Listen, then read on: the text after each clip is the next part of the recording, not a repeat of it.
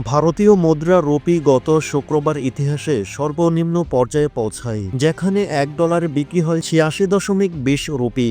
এটি ভারতীয় রুপির জন্য একটি চরম মাইলফলক এবং দেশটির অর্থনৈতিক পরিস্থিতির উপর উদ্বেগ সৃষ্টি করে।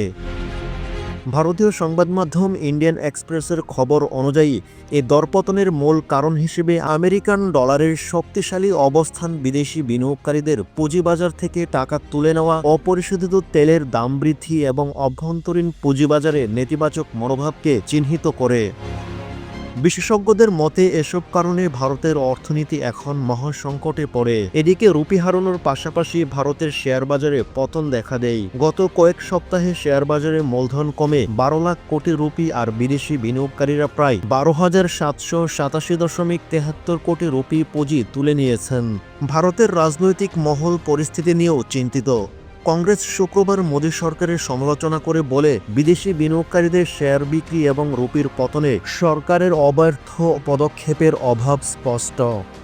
এই অর্থনৈতিক সংকটের কারণে ভারতীয় ব্যবসা বাণিজ্য ও বিনিয়োগের ওপর দীর্ঘমেয়াদী প্রভাব পড়তে পারে এমন আশঙ্কা বিশেষজ্ঞদের।